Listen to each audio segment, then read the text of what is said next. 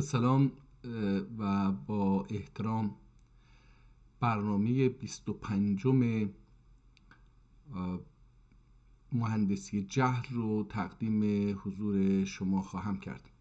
امیدوارم در هر زمانی که دارید این ویدئو رو میبرید در سلامتی کامل باشید و روزگار به کامتون باشه.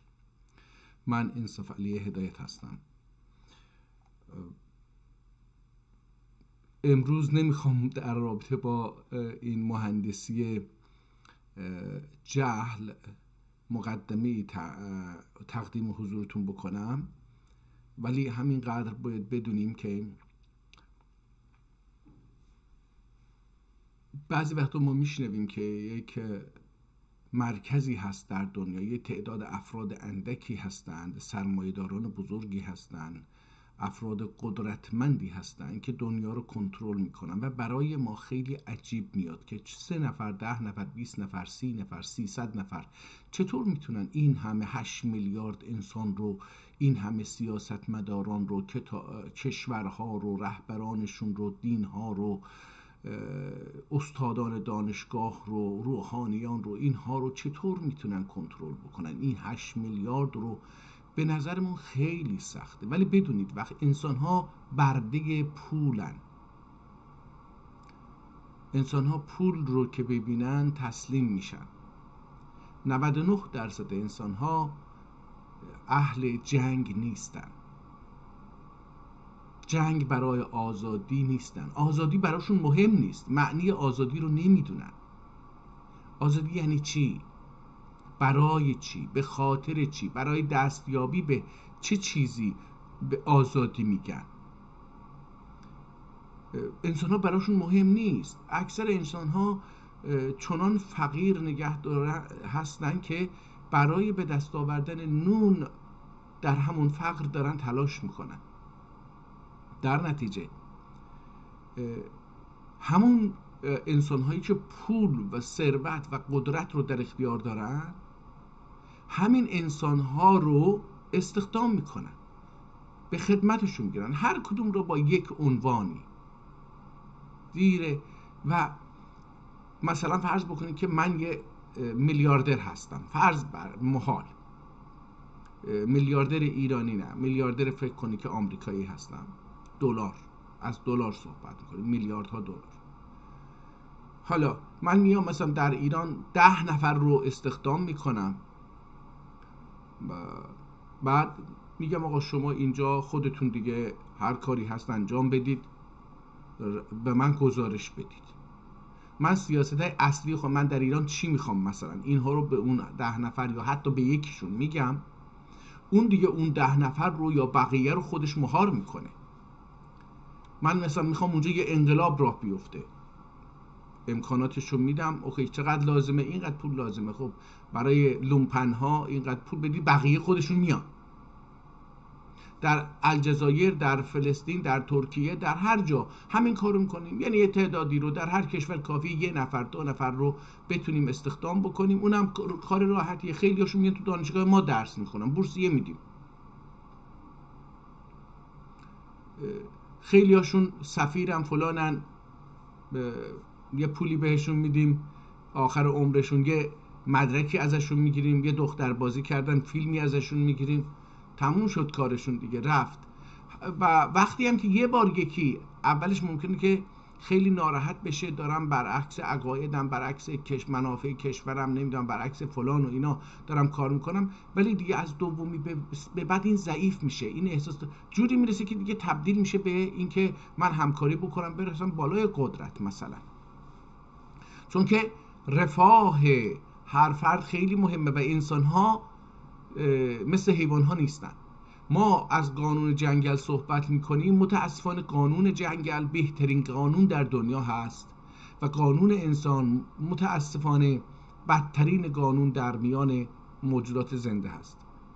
برای اینکه حیوان ها وقتی گرسنه اند یه چیزی رو میخورن، وقتی شیر و پلنگ و ببر و هر چیزی سیره، شما برید جلوش ملق بزنید، اصلا اون توجهی به شما نمیکنه، چون سیره. اونها پسنداز نمیکنن برای فردا. اونها تو فریزر نمیذارن، اونها تو بانک نمیذارن. حیوانات یه چیزه ولی ما نه تنها ما انسان ها، منظورم ما انسان ها سیر نمیشیم از به دست از پس انداز کردن، از تو فریزر گذاشتن، از تو انبار ریختن، از بانک گذاشتن. اصلا سیر نمیشیم. ما فکر نکنی که حیوان ها میرن تو جنگل، یکی که گرسنه است یه چیزی رو میخوره. ما گرسنه باشیم که همدیگه رو میخوریم. از این انسان ها اگه گرسنه باشن واقعا به همدیگه رحم نمیکنن، اموال هم رو میخورن، دارایی هم رو میخورن. همین الان که تو ایران میبینیم، حداقل ایران رو میگم من، سر هم کلاه میذارن، چک بلا محل میدن، نمیدونم هر چی که بگید اونجا هستش. این چیه؟ این خودش کدوم قانونی تو جنگل یه چیزی وجود داره مگه؟ ما به قانون جنگل بی احترامی میکنیم در اصل. و این هم یکی از اون بخش هاییه که ما متاسفانه فکر میکنیم که خیلی برتر از حیواناتیم. میدونی ما برای منافع مادی و برای نفوذ میلیون ها انسان رو میکشیم. حیوان که چی؟ حیوان که خودمون بزرگش میکنیم، مثل بچه خودمون باهاش حال میکنیم، بعد میریم اونا رو قصابی میدیم قصابی بکنن یا خودمون قصابی میکنیم. ما یه چنین موجود هستیم. ولی برای اینکه مثلا یه پولی دو دستمون بیاد، میلیون ها انسان عرب، ترک، بلوچ، کرد، ترکمن، آذربایجانی فلان بیان خیابون بگن آقا نه، اون به خاطر اون قدرت و اون پول میاد اینها رو میکشه. اون ملایی که میگه یا اون آدمی که میگه آقا من 40,000 نفر 10 میلیون هم بکشن اوکی هست، این همون بیماریه. یا اینی که مثلا میره عراق رو بمباران میکنه، صدها هزار، ایران و عراق رو میگم ها، نه آمریکا رو، حالا میره همدیگه رو میزنن که چی مثلا چی بشه. نمیدونم تو سوریه دیدیم چه بلایی سر مردم اومد. همین انسان به بچه ها رحم نمیکنه، به زن رحم نمیکنه، به بزرگ رحم، به پیر رحم نمیکنه، به جوان رحم نمیکنه. نه آقا برای چی؟ برای من تو قدرت بمونم، پول داشته باشم. شما فکر نکنید فقط رهبران سیاسی اینجوریان، مافیا همه همینجوریان. دقیقاً مافیا هم همین کار میکنن. اینم یه بخشی از به نظر من همون مهندسی جهله که ما فکر میکنیم جنگل قانونش خیلی بده. جنگل قانونش بهترین قوانینه. هیچ حیوانی نمیره از دست اون یکی، اگر گرسنه نباشه نمیره از دست اون غذاشو بگیره. ما انسان ها یه ذره که بهمون چیز بیاد یا بخوایم پولدار بشیم، میریم از چنگ همه اموالشون رو در میاریم، برشکستشون میکنیم، چه بورس باشه چه نمیدونم هر چی دیگه، هر جا ما این کارو میکنیم. به هر حال این هم مقدمه امروز شد. امیدوارم که خیلی چیز نباشه. برگردیم بریم سر کتاب، ببینیم که چه کتابی رو دانلود کرده بودیم و نخوندیم، اون رو امروز تقدیم حضورتون بکنیم. دیروز علم معانی رو خوندیم. به نظرم یکی از اون کتاب‌های بسیار مهم در مورد مفاهیم ذهنی هست. حالا این تألیف منیر هم خونده بودیم. فکر می‌کنم این عوامل فارسی رو نخوندیم.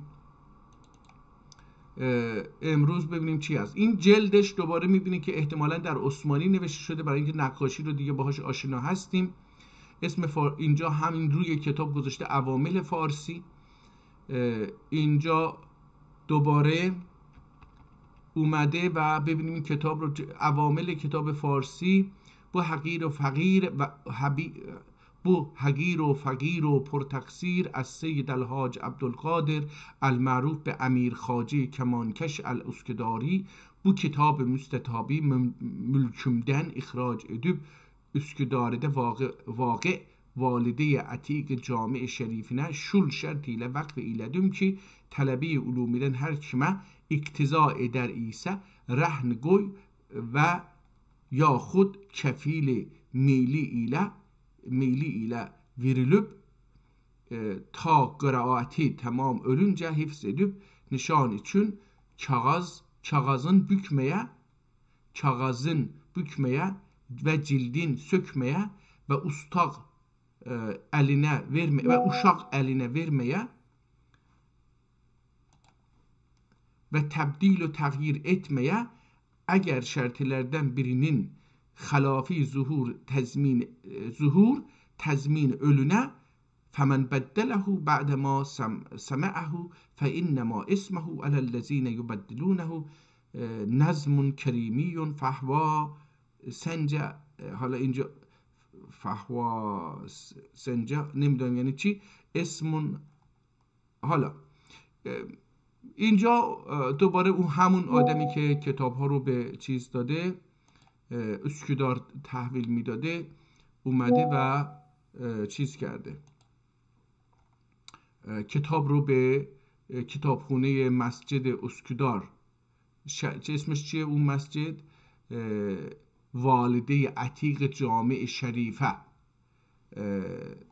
احتمالا شریف اسمش نیست، همین تا اینجا این شریف صفته، یعنی خیلی محترم میخواد بگه اون مسجد خیلی جای محترمیه. این هم سلطانه دیگه. حالا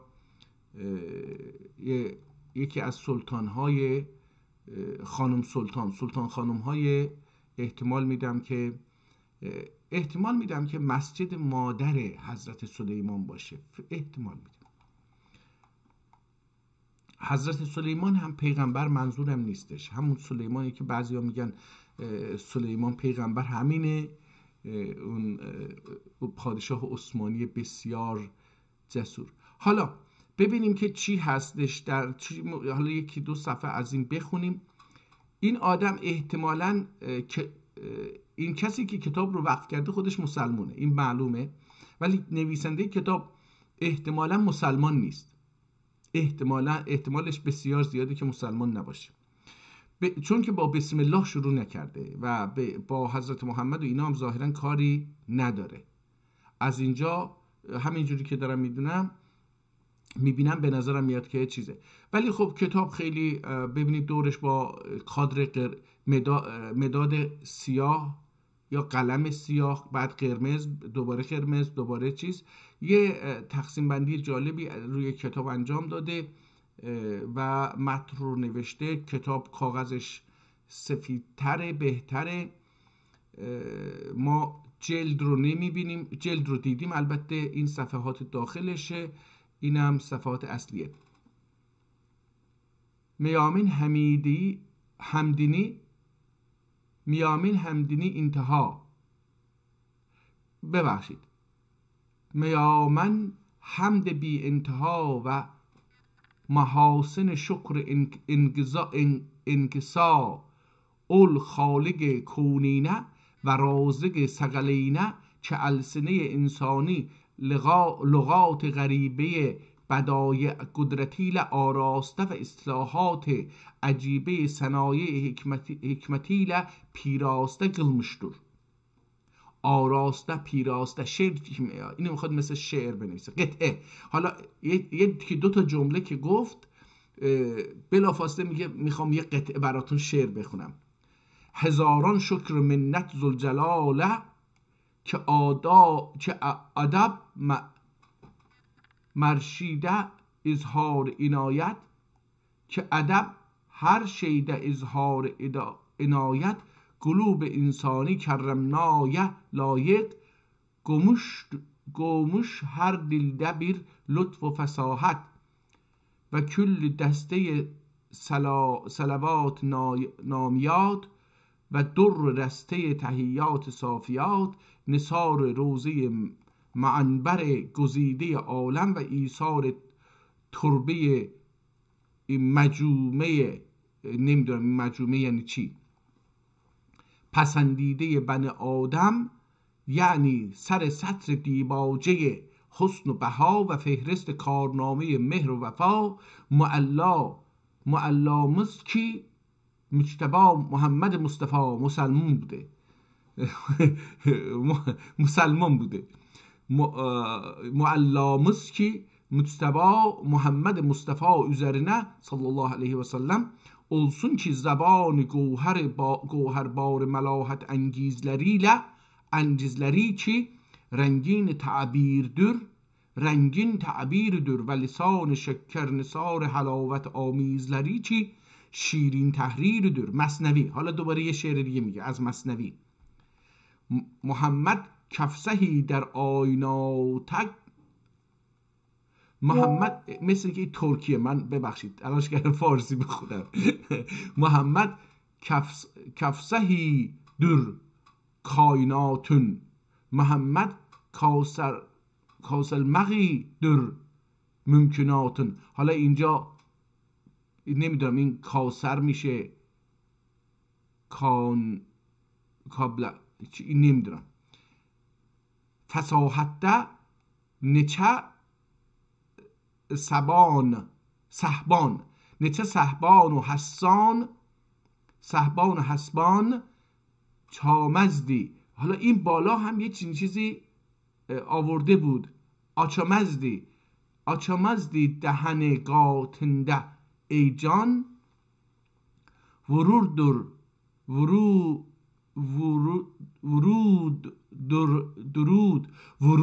درود نامحدود و درود و ورود نامعدود، آنن آل و اصحابی و اتباع و احبابی üzerine olsun که هر بری زبانه. حالا اینجا متوجه شدم این هره، نگاه کنید این مثل مر نوشته، این هره. حالا بالا هم یکی دو جا اینو نتونستم بخونم، اگه برگردیم به اونجا مثلا اینجا چی بود؟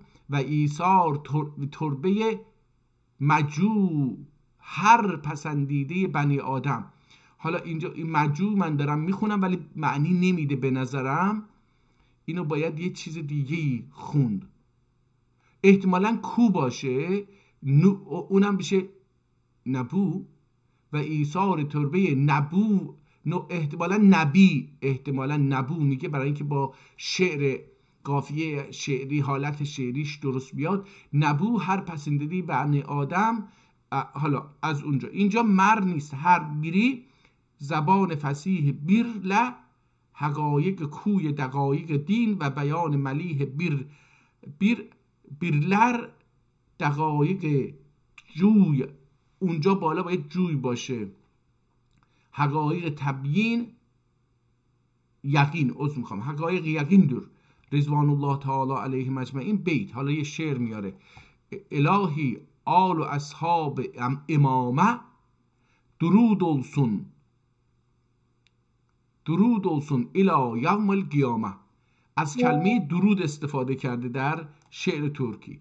عجبا درود یک کلمه ترکی هستش که ایشون استفاده میکنه، نمیدونم. ولی چون کتاب در مورد فارسی خواهد بود، حالا این کتاب فارسی اسمش که گفتیم عوامل فارسی در 46 صفحه هست.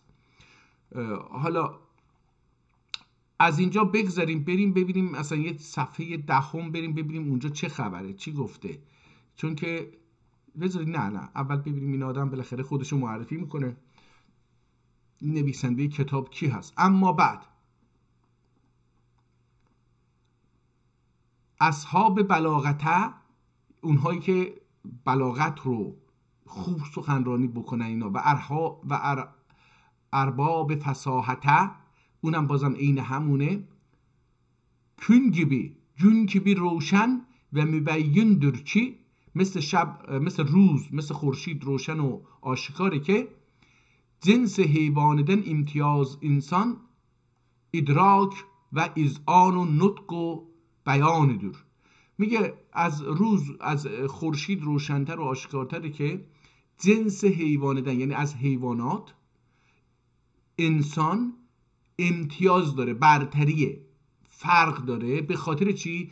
ادراک و اذعان.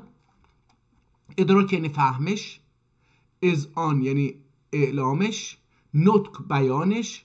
نطق و بیان، حالا بین نطق و بیان دوستان در فلسفه و منطق یه فرقی گذاشتن علمای اسلامی. گفتن که نطق عبارت است از توانایی اندیشیدن و بیان عبارت است از بیان آنچه نطق کردیم، یعنی در مغزمون هست بتونیم اون رو بیان بکنیم. میگه این چهار صفتی که انسان داره باعث جدایی انسان از حیوانات میشه. کار جالبی کرده، گفته جنس حیوانیدن. از الان میگن نژاد انسان یکیه، اون زمان میگفتن جنسه، این جنس انسانه، اینم جنس حیوانه. یعنی خیلی از هم جدا میکردن به این شکل. حالا هر کی زمره ناسیدن حلاوت زبان لمحلا و ملاحت لسان لمحنادر، خارستان جهالتن گرتلوب چمن زاره مکرم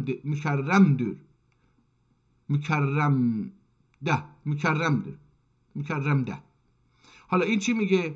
گفتش که هر کسی که از زمره ناسدن، یعنی انسان ها، از زمره انسان ها حلاوت زبانی رو محلا، احتمالا این محلا رو که اینجا میبینم، اون صفحه قبلی هم یه چیزی خوند، یه چیزی دیدیم که نتونستیم بخونیم، فکر کنم که اونم الان ه رو دارم متوجه میشم که این محلا رو چجوری نوشته. اینجا هم مجو که خوندیم، ایثار تربیه، بذار ببینیم میتونیم نشون بدیم. اینجا ایثار تربیه مجو اینو گفتیم، این محلا احتمالا مجو هست احتمالا این مجو هست، چون اینجا تقریبا ه رو اونجوری می نویسه. حالا میگه که اینها به خاطر اون که شیرینی، حلاوت شیرینی زبان، محلا همون یعنی شیرین و ملاحت مثل میگیم مثلا، البته این تو فارسی معنی نداره خیلی به نظر من، برای اینکه نمکین باید بگیم، ولی در ترکی خیلی دوزلودو، یعنی مثلا یه هر چیزی که خیلی شیرین باشه ما نمیگیم شیرینه، میگیم دوزلودو. زبان ترکی فرقش با فارسی در اینه که وقتی یه مثلا رفتار یه کسی، یه حیوانی، یه چیزی، گفتارش، رفتارش، نازش، اداش خیلی دلتون بشینه، نمیشه شیرینه، اصله، نه میگید که چی؟ دوزلودو، اینجوری. چون که رو ولش کنید. و ملاحت لسان محنادر، و اون نمکین بودن زبان، محنا رو نمیدونم یعنی چی، محنادر، خارستان جهالتن گرتلوب چمن زار مکرم ده. میگه از خارستان جهال، به خاطر این زبان و درک و اون 4 چیزی که گفت، ادراک و اذعان و نطق و بیان، و این زبان، حالا داره زبان رو توضیح میده دیگه، زبان چیه، خیلی شیرینه و فلان اینا. میگه به خاطر این زبان از خارستان جهالت، گرتلوب گرتلماخ یعنی آزاد شدن. جالبه که در زبان ترکی نمیدونم آزادی به مفهوم آزادی که امروز وجود داره به کار میبریم وجود داشته یا نه، اینو نمیدونم، ولی گرتلماق به مفهوم آزادی هست.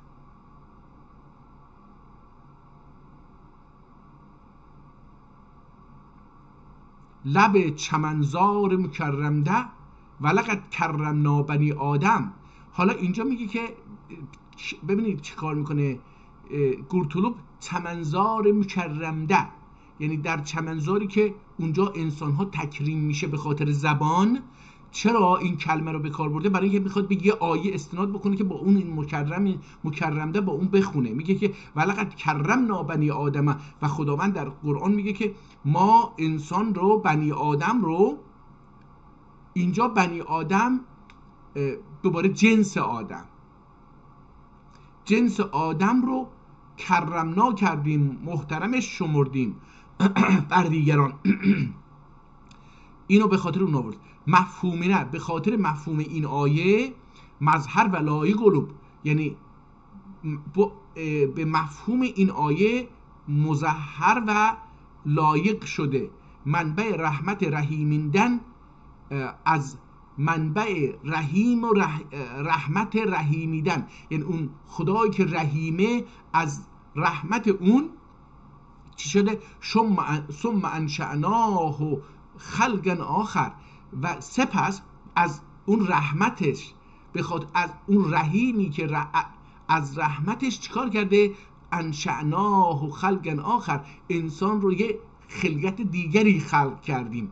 گفته این قرمز ها رو که میبینید هم نقطه هست به عنوان نقطه یا ویرگول جمله حساب میشه و هم اینکه آیات رو به قرمز نوشته. ما صدقنه منظر و موافق قلوب. حالا احتمالا ما صدقنه منظر و موافق قلوب. حالا همین آیه رو میگه که اونجا ما صدق یعنی اون چیزی که خداوند اونجا تصدیقش کرده، اون را اون منظر و موافق اون شده. یعنی خداوند هر چی که داشته تو ذهنش، تو ارادش، حالا ذهن نگیم، حالا به خداوند ذهن رو منتسب نکنیم، از نظر اسلامی این چیزایی که مادیت رو تجلی میکنه نباید به خداوند منتسب کرد، در که گرچه خود قرآن میگه که دو چشم داره، دو پا داره، دو دست داره، اینجوری. در نتیجه خیلی تجسم میکنه خدا رو، یعنی مجسمه وار رو میکنه. میشه خدا رو ساخت بر اساس اون چیزی که قرآن میگه، اون تصویری که از خدا میده تجسم میکنه، میشه خدا رو ساخت، مجسمهش ساخت. اون وقت همون آیه خودش میشه که از این کافران بپرسید چرا، بت پرستان بپرسید که چرا، آیا این بت هایی که میپرسید خدا هستن؟ میگه نه، اینها خدا بالاتر آسمان هاست و ما این تجسم اون خدا از نظر منه، از نظر ماست. صاحب ترقی و معارج برج شرف، معارج برج شرف. کلمات رو خیلی چیز میکنه دیگه، خیلی آهنگین میخواد در بیاره. حالا من اینجا دیگه معنی نکنم، اینجا رو بخونیم ببینیم یه اسمی چیزی از نویسنده به دست میاریم. و مدارج درج شگرف در بیت، دوباره انما المرء حدیث بعده فکن حدیثا حسنا لمن دعا. امدی غرض بو، امدی یعنی اکنون، الان ما میگیم ایندی. اینجا اگر دقت بکنید میم به نون تبدیل میشه، نون به میم تبدیل میشه. مثلا ما میگیم محمد رو محمد میگیم، مثلا این محمد ممکنه که یه جاهایی تغییر بکنه. امدی غرض بو مقدمات دن و نتیجه بو تصدیقات دن اولدور که اون هست. اولدور اینجا اول به معنی او هستش، نه به معنی اودور. اینگار که میخوام بگم اودور چی چاه جا خاطر آتره خطور ادردی خاطر جاه خاطر آتره خطور ادردی چی زبان فارسیه طالب اولان موزون قد و شیرین گفتار لره و دواین عجم مطالعه قلمقه راقب اولان گلگون خود و رنگین رخسار لره آسان و روشن و واضح و مبین المغچون عقل دراکنین و فکر و ادراکنین محتمل اولدغنجا به قدر الوسع و طاقه bir قاعده لطیف و bir اسلوب شریف تحریر و تقریر قلم چی هر کشی. اینجا دوباره مثل اون مره نوشته اینجا، ولی هر کشی از آن قله و مبتدیه آسان öle. Şöyle ki hifz edeb müstefid ölenler ve maani cenz-hanesine yol bülenler bu fakir derdmende bi miqdari ve bu hakir müstemend perişan روزگاری دعای خیر ile و روح روانینی شاد گللر. حالا این میخواد برای کسایی که میخوان با ادبیات فارسی، با اینجا گفتش که با موزون یعنی شعر، قد و موزون، قد و شیرین گفتار، زبان فارسی رو داره حالا اینجا خیلی چیز میکنه دیگه. میگه دواوین عجم، دواین عجم، دیوانهای عجم. عجم به فارسا گفته می شده، اگرچه الان این کردها به ترکا هم عجم میگن. در زبان عربی عجم به غیر عرب گفته می شد، عرب و عجم، یعنی جهان رو به دو قسم تقسیم کردن، عرب و عجم. خود عجم من معنیشو نمیدونم که اصلا چی هست، میتونیم البته پیدا بکنیم، یعنی اگه وقت بذاریم میتونیم همینجا یک بذاریم بگیم که با اجازهتون من همینو پیدا بکنم ببینم که ما معنی العجم، عجم، ببینیم چی هست، معنای عجم چی هست. عجم واژه عربی به معنای گنگ است که در طول تاریخ، حالا اینو این آدم نوشته، ببینیم که اینم ویکی‌پدیا هستش، قاموس العرب، ببینیم تو قاموس العرب چه چیزی گفته به عجم. عجم فی قاموس العرب، اینجا گفته عجم اسم و جنس لخلاف العرب، همین که من گفتم اسم عامه، اسم جنس، یعنی گفتیم انسان و حیوان دو تا جنسن، ولی اینجا گفته که اسم جنسه، یعنی اسم مثل بگیم نژاد عرب و نژاد غیر عرب. خب جنس البته که در زبان عربی امروزی به معنی تقریبا نژاده. الواحد منهم عجمی، میگه اگر به یکی از اونهایی که عرب نیستن، مثلا من حسن حسین کاظم قزلجل بگیم که منجل، اینا اسماییه که من خیلی دوست دارم، مثلا عجمی، به یکی که ببینیم میتونیم بگیم عجمی. فی جزیره العرب یطلق علی الفرس، خصوصا به فارسا گفته میشه فرس. فی الاندلس، در اندلس، یطلق اسم العجمی الخمیاد علی نصوص اللغات الرومانسیه المکتوبه بالحروف العربی.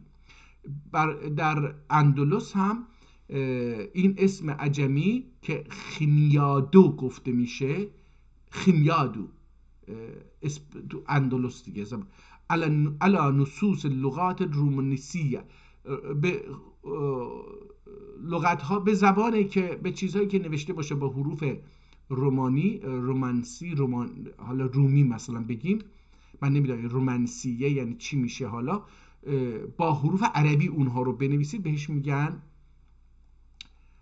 عجمی. فی قبر افریقا اله و اینا و العجمی من جنس العجم و این الافصح و المنسوب الى العجم یقال نسیج عجمی جم عجم.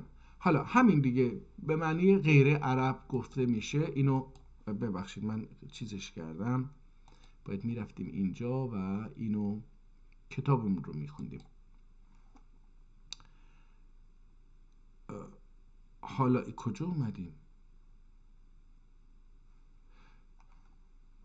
خب به هر حال میگه که آقا من میخوام یک کتاب برای که خوندنش راحت باشه و درکش اینا راحت باشه، یک کتاب بنویسم بر قواعد فارسی که بتونن مبتدیان اون رو به آسانی بخونن و فایده ببرن. امیدواریم که از این گنج معانی که دارن به دستشون میارن این فقیر یعنی نویسنده رو دعای خیرشون بده. قطعه ای به اسلوب لطیفی نیر ادن، ای به اسلوب لطیفی سیر ادن. اوکی، این سیر باید باشه. خط ادب چون کند که استاد ادسن، خط ادب چون کند که استاد ادسن، کشفی بیچاره ده، کشف بیچاره ده، لطف ادب bir دعای خیر یاد دسن. اما روزگار ناهموار و چرخ ستمکار مرادمce seyir etmiyor. چشم ارزومه چشم آرزوما میل می نعت میل می نعت و سینه مقصود ما دست مدافعت. این ممانعته، ببخشید. سیر اتمیر چشم آرزوما، میل ممانعت و سینه مقصود ما دست مدافعت. قیوب فراغ بال و رفاق حال، میسر المدغی اجلدن. غلوات حیرت سرگردان و فلوات فکرت تیران و نالان گزب. گاه شعراء رنگین کلامه مباحثه انشا و غزل söylerdim ve gah بلغاء شیرین بیانه بیان ile تصحیف املا و تعیین محل قلوب یا خل قلوب. اینجا خل باید بگیم، خل قلوب جنگ و جدل eylerdim. Bir روز yer و bir روز پیروز اتفاق، bir یار پروفاق، bir یار پروفاق و bir غمگسار صاحب مذاق. bir منزل شریفده. ببینید به نظر من اینجا رو دست بردن، اینجا به نظرم ببینید اینجا تغییر پیدا میکنه، خطا تغییر پیدا میکنه، احتمالاً پاک شده. نگاه کنید این غمگسار رو پاک کردن، از نو نوشتن.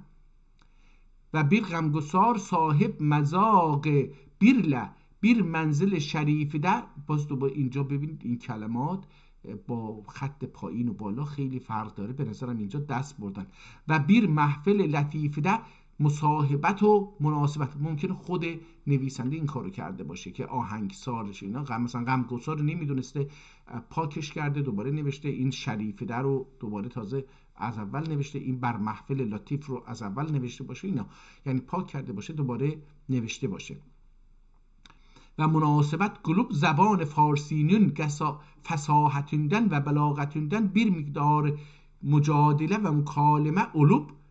متعجب yaranın biri ki senden şiir farside olan istiaratıdan ve mecazatıdan sual ölende gede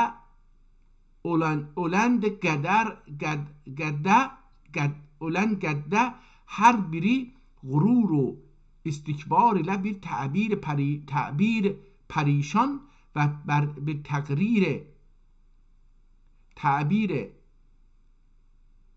من پریشان دارم میخونم ولی به نظر میاد که پریشان نباشه، حریشان، اینجا رو متوجه نمیشم. و بر تقریر بی اذعان ادب باعث خنده اهل عرفان و یاران سخندان واقع اولدوکده. اول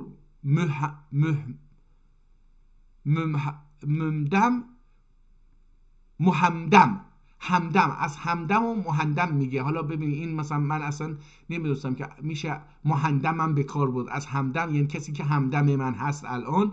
نکته‌دان و محرم شیرین زبان، خندان و مسرور. حالا آقا این آدم میرفت تو مجالس مختلفی که در اونجا شعر میخوندن و اینا. البته روزگار میگه با من وفاق نبود، نمیتونستم این کتاب رو بنویسم، خیلی سختم بود، مشکلات زندگی داشتم، باید کار میکردم، پول میآوردم، این مشکل همه هست. بعد میگه که در نتیجه نمیتونستم این کتاب رو بنویسم. گاهی فرصت میکردم میرفتم با دوستان میشستیم، جام به جام میزدیم و حرف میزدیم و فارسی اونها میپرسیدن، من بهشون توضیح میدادم، فلان بلاغت و اینها رو به زبان فارسی توضیح میدادم و شعر میخوندم و اشعار خودم رو میخوندم و اینا. میگه دوستان خیلی خوششون میامد که تو باعث افتخاری و استکبار اینجا به معنی بد نیست، میگه که بیر غرور و استکبار یعنی با یک غرور و خود بزرگی در اون جمع، تعبیرش پریشان، میگه تعبیر بدشون بود دیگه، یعنی به من غرور نسبت میدادن اینا. به هر حال میگه که باعث خنده اهل عرفان میشد اون مجلس و یارانی که اونجا داشتیم و این نکته‌دان ها و شیرین زبانان و خنده مسرور و پرصفا و پرحضور و yüz لطف و حرمت و بین ها. اینجا من اینجا رو نخوندم، همینجوری دارم میرم. باعث خنده اهل عرفان و یاران سخندان واقع الدقده. میگه باعث اونها میشدم حال میکردن. اول منهدم نکتدان، اون همدنی که داشتم، اون نکتدان همدم، و محرم شیرین زبان، اونی که هم شیرین زبان هم محرمم بود، خندان و مسرور، پر صفا و پر حضور، 100 لطف و حرمت، با 100 لطف و حرمت. و بین اینجا بیگ نیست دوستان، این بینه. 1000 عز و رغبت برله، یعنی با 1000 عزت و رغبت با هم گوینوندن bir تومار فصاحت بار. گویون اینجا میگه، اینجا از مثلا جیبش، اون زمان جیب نبود دیگه، اینجا نمیدونم حالا یادتون باشه این لباسا رو تو فیلم ها دیدی دیگه، آدم ها یه چیزی دور کمرشون یه شالی میبستن، اینا رو هم اینجا می آوردن این شال میبستن و هر چی میخواستن اینجا میذاشتن یا لای شالشون میذاشتن. خب حالا میگه که اینم گوینوندن. البته مثلا ما yarın koynunda yattım یعنی در آغوش. این گوینی که اینجا هست، مثلا من یه چیز رو میذارم اینجا، یه لباسم گوینوما گویرم، اینجا من این بغلمه، آغوشمه. خب اینو در مثلا yarın koynunda yattım اینم هستش.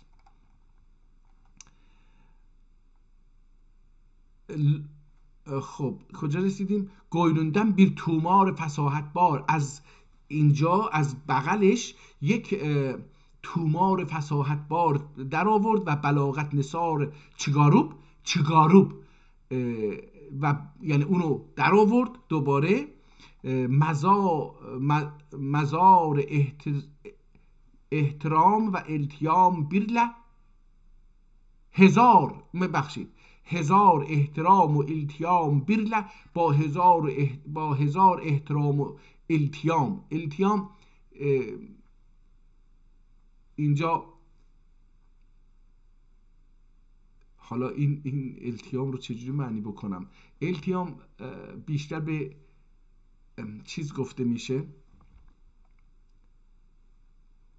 حالا بیاد بگید که به چی گفته میشه. زخمی که التیام پیدا بکنه. خب پیداش کردم، به اون گفته میشه. میخواد بگه که خیلی با احترام و ادب او چیکار کرد؟ önüme sonup، önüme یا ölüme، یعنی اینجا sunmak یعنی تقدیم کردن. اینجا میبینیم که با ساد نوشته این رو.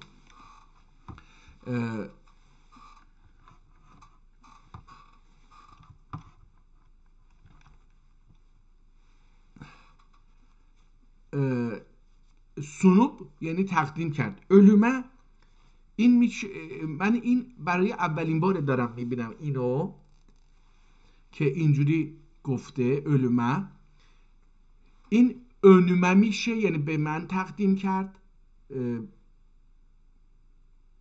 ادی، ölüme تقدیم ادی، یا به روی من تقدیم کرد، یا که مثلا ما مثلا تو بمیری میگن تو فارسی، من بمیرم تو بمیری. این احتمالا به این معنی باشه که یه نوع قسم باشه.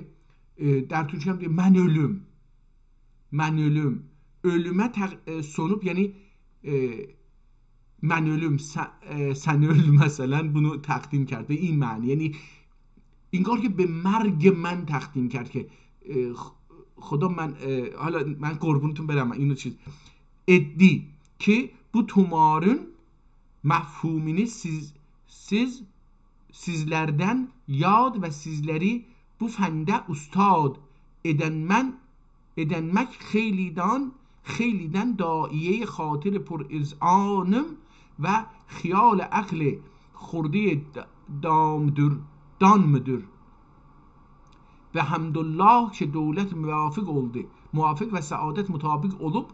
حالا این دیگه میگه که اینو داد، این تومار رو، حالا یه چیزی نوشته بود دیگه، اینو داد، گفتش که مفهومینه سیزلردن، این مفهوم رو از شماها یاد کرد و سیزلری بو فنده استاد، میخواد شماها رو به استادی بیاره در این فن. ادنمک خیلیدن دایه خاطر پر ازدغام.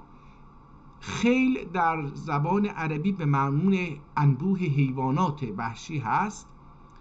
فکر میکنم از اونجا به معنی اینکه خیلی هستش اومده تو فارسی هم وارد شده، در زبان ترکی هم به کار برده میشه. و خیال عقل. حالا این دیگه اینها رو ول بکنیم ببینیم که چیز دیگری میگه.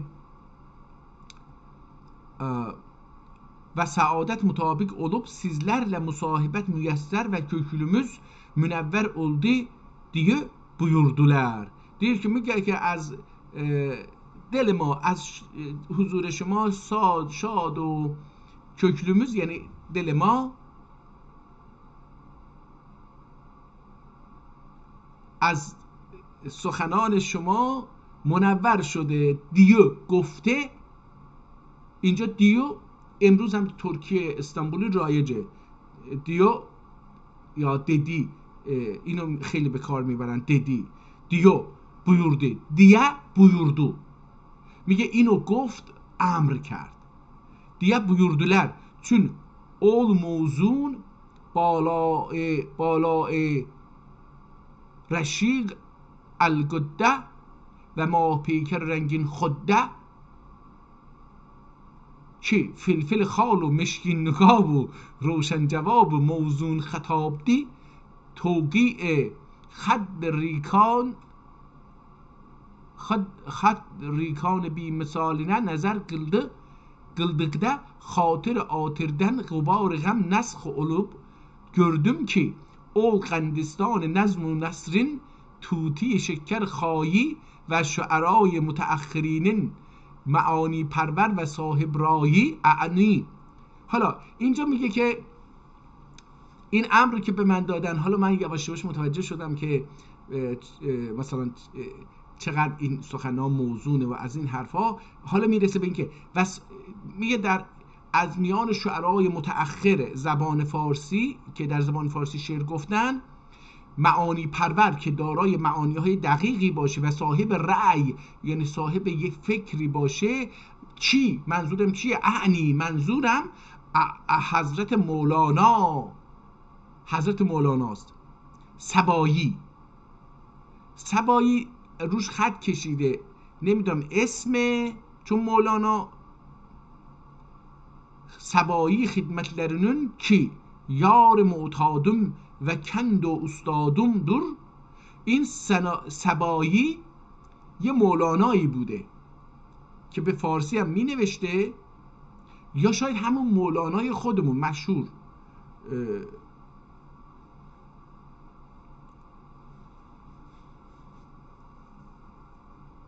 من همین مولانای خودمون که خیلی مشهوره،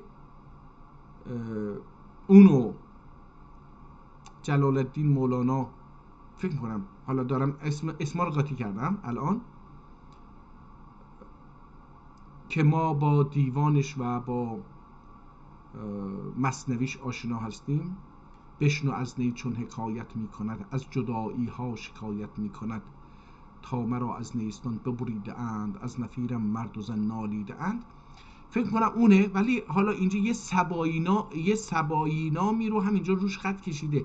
خدمتلرنون که یار معتادم. این سبایی یه آدمی بوده که من در خدمتشون به خدمتشون معتادم، عادت دارم که به خدمتشون برسم.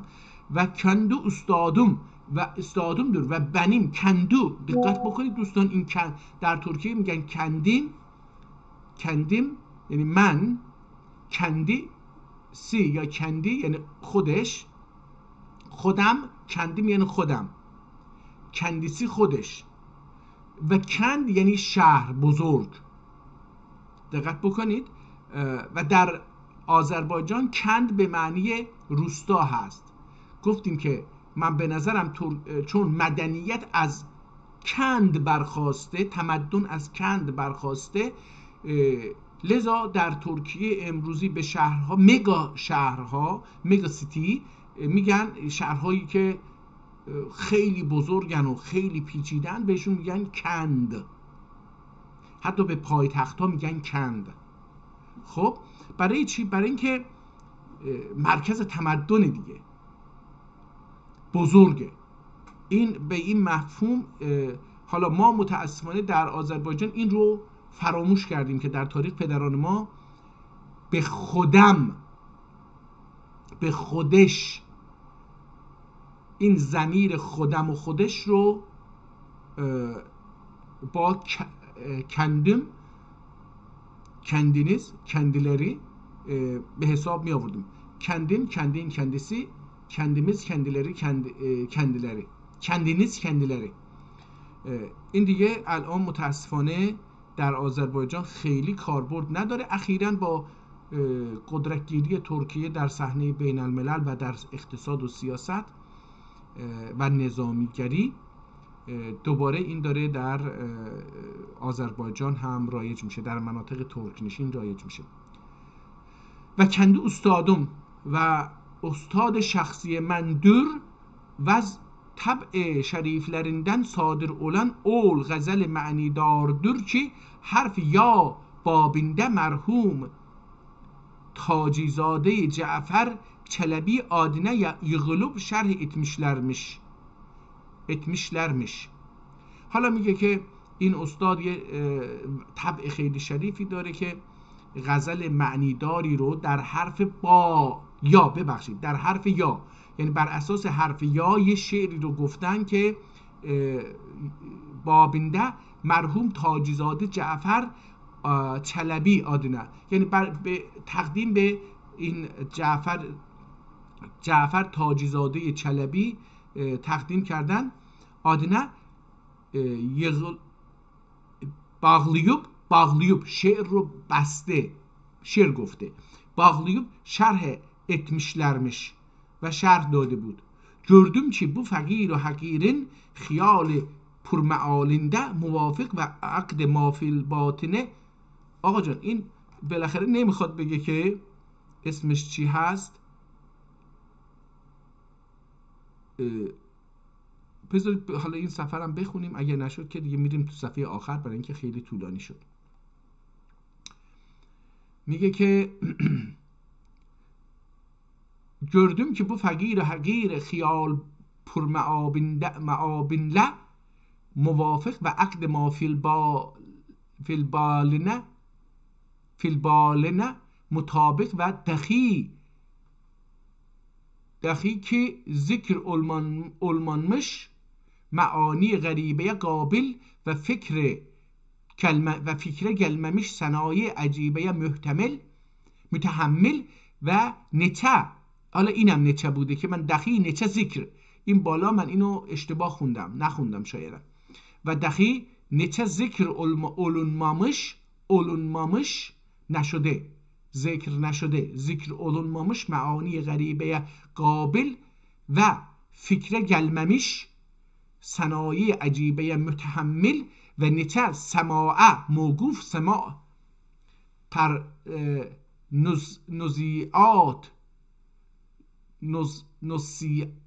نصیعات و حالا این دوتا کلمه رو احتمالاً عربیه، نمیتونم هم نوشتنش مقدار فرق کرد، نمیتونم بخونم. و الاستعارات var ki اعجام arasında اعجام جمع عجم، اعجام arasında معروف و معطوفdur ki kimi ضرب المثل و kimi قرینه زل birle قرینه خل بخونیم زل نیست قطعا خل، قرینه خل birle معلوم olur inşallah. قرینه زل birle معلوم olur inşallah. حالا من اینو زل میخونم، قرینه به معنی سایه مثلا بخونیم اینو. inşallah. yerli yerinde، هر چیزی در جای خودش. yerli yerinde ضرب المثله، هر چیزی در جای خودش. ذکر اولونه، در جای خودش ذکر میشه. بس bu هوا ile هوس قلدم، بس با این هوا هوس کردم که اول صدر صدور ارتقا و قطب مدار اجتبا، کمال پرور و عالی شن قدرشناس و سخندان، فضلانون زهیری و بلغانون مشیری، ارباب قلمون و اصحاب رگمون، صاحب ادنا، صاحب ازنی، ادنا نه، صاحب ازنی، یک چریلر کاتبی. اون ارتشی که در عثمانی بود چریلر، اونو داره میگه.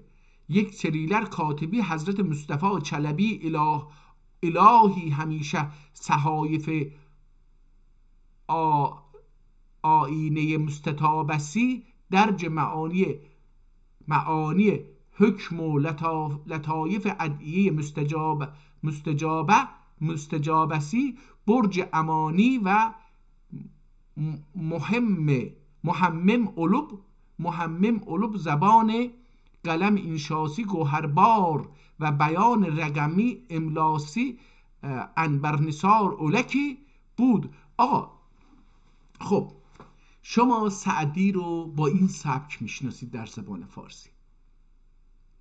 یعنی من هم یه مقدار سعدی رو خوندم وقتی خیلی جوان بودم، فکر کنم در 16-17 سالگی اینا سعدی رو خوندم. حافظ رو خیلی خوندم، یعنی سالها بعد هم میخوندم، ولی سعدی رو مرحوم پدرم به ما یاد داد اونو بخونیم.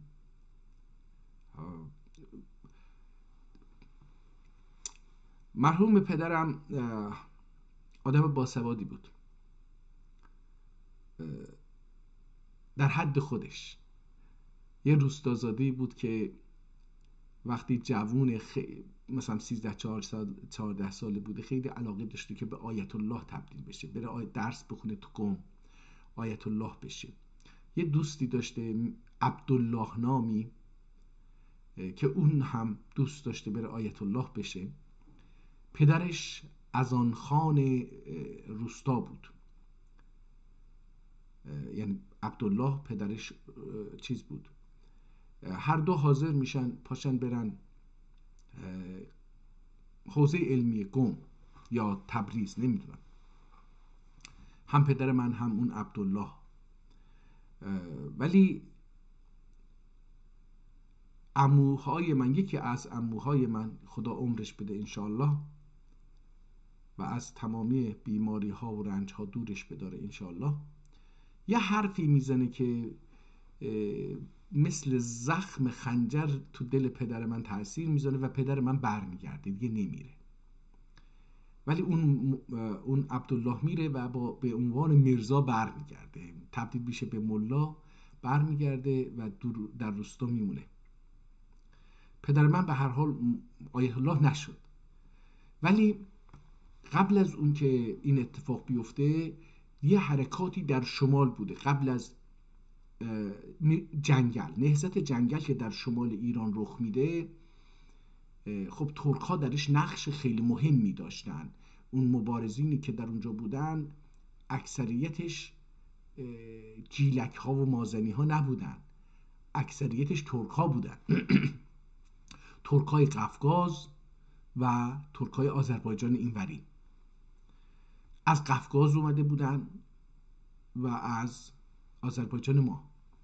در اون شمال همراه میرزا کوچک خان جنگلی جمهوری گیلان رو تأسیس کرده بودن، جمهوری سوسیالیستی گیلان رو تأسیس کرده بودن. وقتی به هر دلیلی این رضاخان میتونه اونجا رو سرکوب بکنه و اونها از اونجا رهبرشون کشته میشه، نفراتشون قتل عام میشن، شهرها بمباران میشه، توپ باران میشه و اینها فرار میکنن. یه تعدادی که دستگیر میشن اعدام میشن، یه تعدادی به زندانهای طولانی میفتن. یکی از اینها، من اسمش الان یادم رفته، اسمشو میدونستم، ما حتی اسم بچه اینم میدونستیم، احتمالا تو یادداشت‌های من هست اسمش. این آدم فرار میکنه شمالیه، ترک نیست. میخواد پناهنده بشه دیگه، میاد پناهنده میشه به روستای ما. زن و بچه‌ش هم نیاورده بوده دیگه، مونده دیگه، میترسه اگه باشون تماس بگیرنش اعدامش بکنن. با زن و بچه‌اش چند سال تماس نمیگیره. این میاد به روستای ما پناهنده میشه، میگه آقا من خب یه آدمی بوده که خیلی اولا سیاسی بوده، باسواد بوده، نظامیگری رو میدونسته، جنگ با سلاح انجام داده بوده، نظم و ترتیب رو خیلی جدی میدونسته، در این حال آدم مسلمان بوده، به عربی و فارسی خیلی مسلط بوده، به نوشتن و خوندن، و خیلی آدم خوشخطی می بوده. و حالا این میاد روستای ما پناهنده میشه، با بزرگان روستا رو جمع میکنه. اون حالت چیز داره دیگه، لیدری داره، اینها رو جمع میکنه، خودش رو توضیح میده به زبان ترکی که من اسمم فلانه.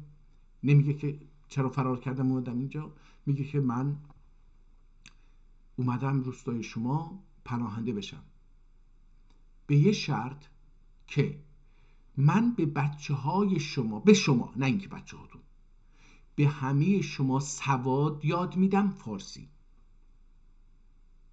نوشتن یاد میدم و جنگیدن یاد میدم. این آدم میاد همه روستا رو هم قبول میکنن، حالا به شرطی که من هر هفته خونه یکی از شما میمونم، لباسم رو اونجا صاحب اون خونه میشوره، حالا یا زنش یا دخترش یا عروسش میشوره، برام غذا درست میکنید و برام آب گرم درست میکنید من دوش بگیرم. شرطش این بوده. در نتیجه این یه چند سالی، حالا 10 سال اینا، تو این روستای ما یه هفته خونه حسن، یه هفته خونه حسین، یه هفته خونه چالب بشتان، یه هفته خونه نمیدونم فلان کس میمونده و این خونه براش باید یه اتاق میدادن که این اونجا بخوابه به تنهایی، لباساشو باید میشستن، غذا براش باید میپختن و آب گرم میکردن که این دوش بگیره، حموم بکنه. این شرطش بود دیگه، پولم نمیگرفت. ولی تمامی مردان روستا و بچه ها، پسر بچه ها رو جمع میکنه و بهشون درس میده. الا میگن یکی که از خودش سنش زیادتر بود اونو دیگه مجبور نمیکنه، بقیه رو همه رو مجبور میکنه و میگه همه رو این صبح به صبح خط به نظام میکرد، عجل نظام میگفت و اینها رو وای میستاد اون جلوی مدرسه مسجد و به اینو میگفت که حالا قدم رو برید. اینها باید شمرده قدم رو میرفتن، روستا رو در اطراف روستا رو دور میزدن، 1 ساعت 2 ساعت میومدن دوباره اونجا و وقتی میومدن اینها رو هر کسی تو این مسیر شوخی میکرده با یکی دیگه، اونها رو دیده بود اونها رو کتک میزده. خیلی آدم منظم، مرتب و دیسیپلین نظامی داشته. خیلی در نتیجه در اثر آموزش‌هایی که این داده در روستای ما تقریبا اکثر افراد به زبان فارسی مسلط بودن و فارسی میخوندن، چون ترکی نخونده بودن، اون آدم ترکی نذاشته بود بخونن.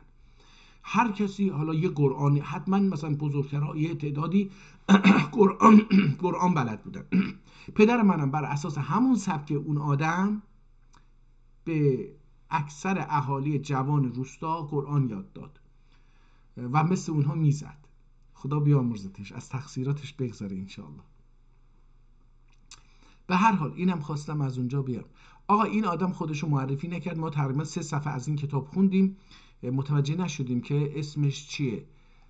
من عینک رو دوباره بزنم که ببینم چی میگه. حالا میگه که اینجا یه جایی دیدم عوامل فارسی رو دیدم، حالا اینجا رو بخونیم. میگه که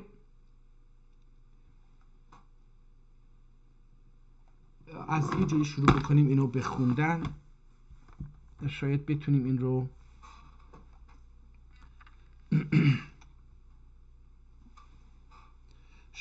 این رو جمع بکنیم. میگه که درج ادب و نچه صنایع لطیفه و بدائی نظیفه، خرج ادب کتب معتبره اعجامدن از عجمها اعجامیدن محل محل استخراج ادب و ارشاد سلنن استعاره ارشاد سلنن استعاره و مجاز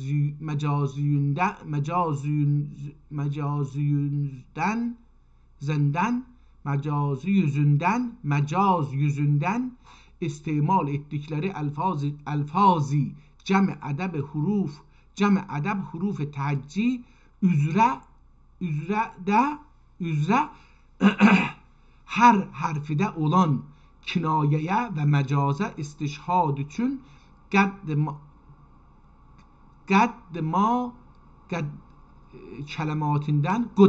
kelimatinden ve ekabir اعجام ابیاتinden قدما قدیمی ها کلماتinden و اکابر اعجام ادبیاتinden و از بزرگان ادبیات عجم و مذکور مولانا سبایی ابیاتinden.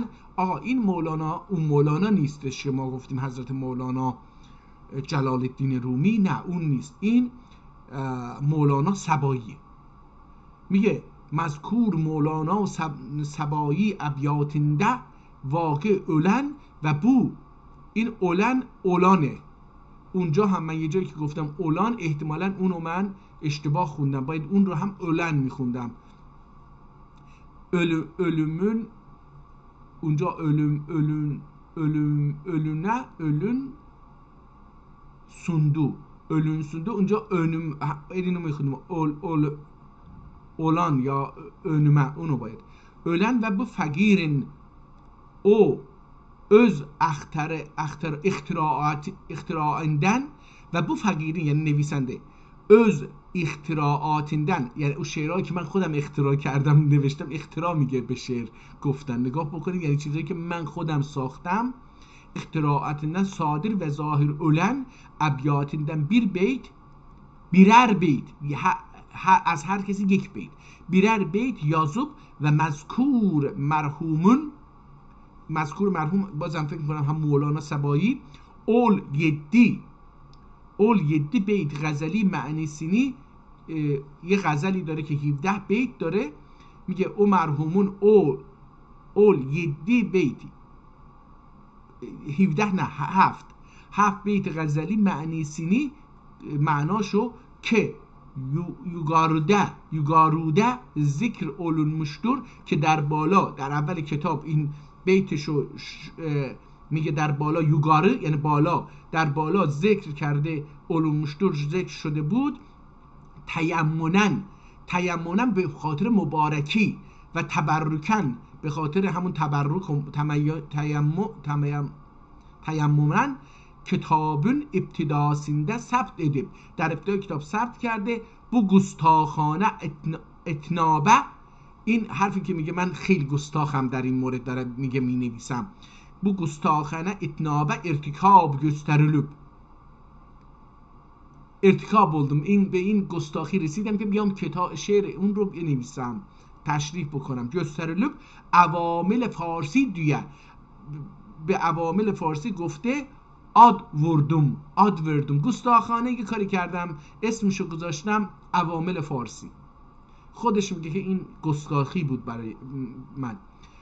ad vurdum و ümit ederim ki bu طریقده کامل و فاضل olan یاران دوربین و سخن آفرین کمال کرemlerinden sehvün ve eybün zeyl afle ستر پرده پوشی. میگه که امیدوارم دوستانی که فاضلند و اکابرند و یاران دوربین و سخن آفرین و اینها که کمال دارن و اینا از صحف من چشم پوشی بکنن و ستر بکنن، بپوشوننش و ادب مصاب öleler ve ol 7 beyti 17 beyt غزل مصنع budur ki مصنع، حالا مصنع نمیدونم یه کلمه تخصصی عربی هستش در مورد شعر، مصنع budur ki 8 معنای gelmiştir، 8 تا معنی داره اون. غزل سبایی چی گفته؟ در تخت جانم پادشاهی. این یه رو داره میگه، این یه در 7 بیت به 8 معنا اومده. دقت بکنید این رو میگه شها در تخت جانم پادشاهی. این میگه پادشاه سن. اینجا پادشاه، این یه اینجا یعنی تو پادشاهی. نزیبد چون تو کس را پادشاهی. اینجا هم پادشاهلق، پادشاهی. اینجا یه آخری که وجود داره اون به معنی پادشاهلق هستش. نمی دزدد دلم را کس ز خالت، که دارد از تو داغ پادشاهی. اینجا دوباره یه چیزی برای نوشته که یا این نسبت هستش یا این نسبی. یک کلرت اولاغه تو داغ پادشاهی، یک کلر داغ پادشاهی. داغ تو زبان ترکی 2 تا معنی داره من تا اونجا که میدونم. یکی به کوه میگیم داغ، کوه بلند، نه کوهی که تپه باشه.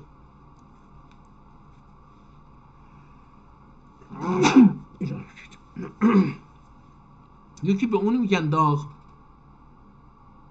یکی هم به اگر یه فلزی رو بذارید سرخ بشه تو آتیش داغ بشه، اون رو به هر چیزی، به هر انسان یا حیوانی که بچسبونید اون بسوزه، بهش میگن داغلما.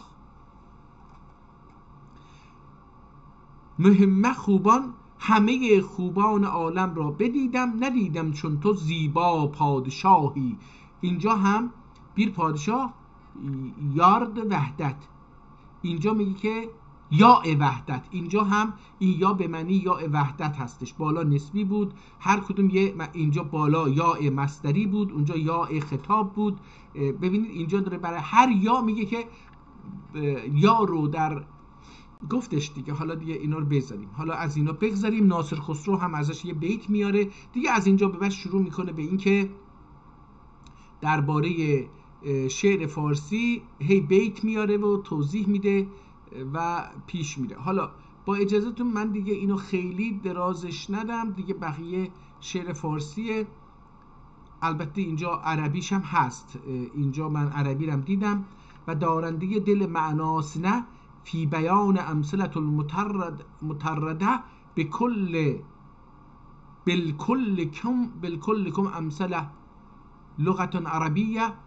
هر فعل امثله متردسی اولان 4 siğe dür, 6'sı gayib ve gaybe ve 6'sı muhateb ve muhatebe ve ikisi siğe-i mütekellimdir. Amma lügat-i farside emsile-i muterrede 6 siğedir, ikisi gayib ve gaybe ve ikisi muhateb ve muhatebe ve ikisi mütekellim içindir. حالا ببینید که فقط شعر رو نمیاره، حالا داره اینجا زبان فارسی رو یاد میده در این حال. الان اینجا مثلا من فقط یه بخشی رو اومدم بخونم. این جالبه این کتاب رو ببینم. اینجا من یه چیزی و آخر حرفینی مفتوح قلب. حالا میخواستم برگردم دیگه. ما قبل ندخی بر نون زیاده ederler اسم فاعل olur. اگر مثلا میگه که حالا چجوری باید اینو از کجا شروع بکنم؟ بذارید ببینم این چیه. اما اسم فاعل چیه؟ اینو داره میگه. فعل مضارعden مشتقdir. از فعل مضارع آینده انشقاق میشه، جدا میشه. طریق اشتقاقی oldur ki طریق اشتقاقی یعنی راه ساختن فعل از مضارع اینه که oldur ki فعل مضارع صیغه‌sinin آخرine bir یا غیر ملفوظه زیاده edip. میگه به آخر اون فعل مضارع یک یا غیر ملفوظه اضافه میکنن و آخر حرفینی مفتوح قلب و حرف آخرش رو هم مفتوح میکنن، فتحه روش میذارن. ما قبل نداخه اون ما قبل اون یا و صداش ما قبل داخل bir نون زیاده ederler. یه نون میذارن ما قبلش، اسم فاعل olur. اون وقت میشه اسم فاعل olur. کننده و شنونده. فاعل یعنی چی؟ کننده یعنی کار انجام دهنده، شنونده گوش کننده. ببینید فاعل رو چقدر زیبا تعریف کرد اینجا. گفت فاعل olur یعنی چی؟ کننده، کار انجام دهنده و شنونده و شونده. شنونده نه، و شونده یعنی اون چیزی که بشه، کاری که بشه. gibi مثل اون. اما اسم مفعول فعل ماضیden müştekkidir. اسم مفعول از فعل ماضی در میاد. طریق اشتقاقı olur kim? فعل ماضinin آخرine bir ya غیر ملفوظه ziyade ederler ve ahir harfin meftuha kılırlar کرده و شده dürler. در فارسی ببینید کرده اون هی آخر خونده نمیشه، کننده اون هی آخر خونده نمیشه، کننده دیدی اینو فتحه میذارن، این اینجوری میگه کننده، شنونده. خب یه این نون هم میگه که قبلش چیز هستش، قبل این ده کننده. حالا البته اینجا دیگه ه رو الان در فارسی امروز اینجوری میکنن، این نون قبل از چیز علامت فاعله، شونده. حالا اینجا میگه که مفعولش چه شکلی میشه، صیغه مفعولش میگه که شده، کرده. این ده هست، کرده و شده. خب اینم از این دیگه. اینو گفت آخر ملفوظ یا ederler و آخر harfin meftuh kılarlar. شده derler. اسم مفعول olur ve gah olur ki ism mef'ul sigasin fiil lazimde ismi fail mevziinde istimal ederler. Misal ustade. شاید استاده de ihtimalle این نوشته قایم معناسinde. ببینید بله استاد نیستش، استاده. ببینید ما فارسی رو اینجا میخواد پس من الان در این کتاب یاد میگیرم که داره دستور زبان فارسی رو به ترک‌های باسوادی که دارای شعر بودن داره به اونها یاد میده. و اینم در مورد آموزش زبان فارسی به ترکی، به کتاب ترکی. خب پس ما داریم الان یاد میگیریم که یه نفری اومده یه کتاب نوشته در مورد اشعار فارسی، ولی در داخل اون داره یاد میده که زبان فارسی دستورالعملش چی هست. این تنها به زبان فارسی محدود نمیشه، به زبان هر زبانی که در اون زمان در جهان اسلام وجود داشته هم هستش. امیدوارم که بتونیم یه دونه کتاب هم در اون مورد پیدا بکنیم، مثلا زبان ارمنی. حالا اینجا یه چند تا مثال زده، ببینیم چی میگه. اینجا رو بخونیم ببینیم که جمعinde bakın benidir ki benidirler nehi hazır نهی حاضر جمعی دخی امر حاضر gibi dür. میگه حالا اون بالا جمعinde بکنید، اینجا بکنیده، من اینو بکنید درler میگویند، بکنید درler میگویند. نهی حاضر جمعی نهی حاضر جمع داخی امر حاضر gibi dür. مثل نهی جمع هم مثل نکنید، یعنی میخواد بگه که نکنید، بکنید امر مثبت هست، امر منفی یعنی نهی هم چی هستش؟ مثل همون نهیه، امر حاضره gibi. در مکنید. ببینید الان به جای م که ما حتی در زمان ابتدایی وقتی من 50 سال پیش ابتدایی بودم میگفتن مکنید، الان میگن نکنید، این نمیذارن، قبلا م بوده. مکنید، مشوید gibi مثل اینها. اما امر غایب صیغه‌سی اکیدdir، biri مفرد و biri جمعdir.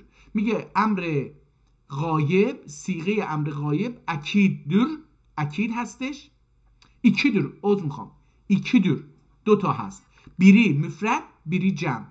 Yeki mufrad, yeki cem'e. Dur ki müfred ahirinin maqablüne nun ziyade etmekle olur. میگه برای امر مفرد مجهول.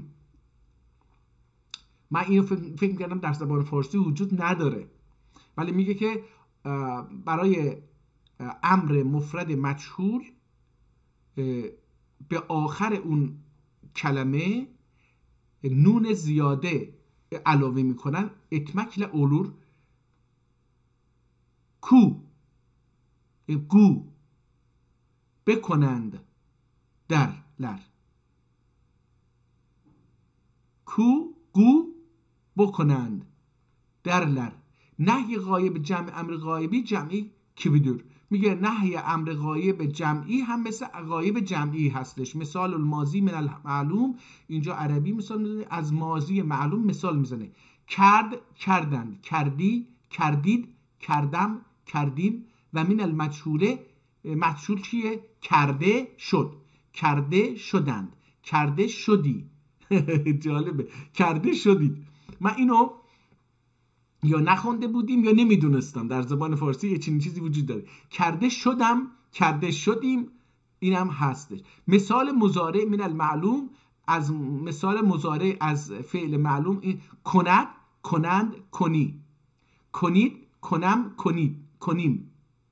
و من المجهول کرده شود، کرده شوند، کرده شوی، کرده شوید، کرده شوم، کرده شویم. مثال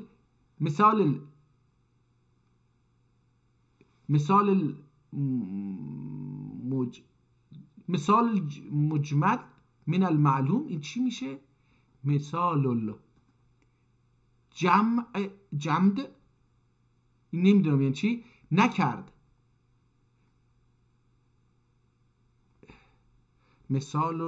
من خواستم اینو، نمیدونم این جهده، مثال الجهد احتمال باشه. مثال الجهد من المعلوم نکرد، نکردن، نکردی، نکردید، نکردم، نکردیم. و من المجهوله کرده نشد، کرده نشدند، کرده نشدی، کرده نشدید، کرده نشدم، نشدیم، کرده نشدیم. مثال النفی من المعلوم نمی کند. میبینی که حالا داره زبان فارسی رو یاد میده دوستان. خیلی کتاب جالبیه. ترک‌ها برای اینکه این زبان رو یاد بدن که درست بنویسن، اینها اومده و چیز کرده. حالا اینجا یه چیزی دیگه دیدم، جانت و تنت گبی. بذار ببینیم چی میشه. میگه که و تنش در لر مفرد غایب در جانش و تنش درلر. جانش و تنش مفرد غایبه درلر. شأن ضمیر تشبیه و جمع در.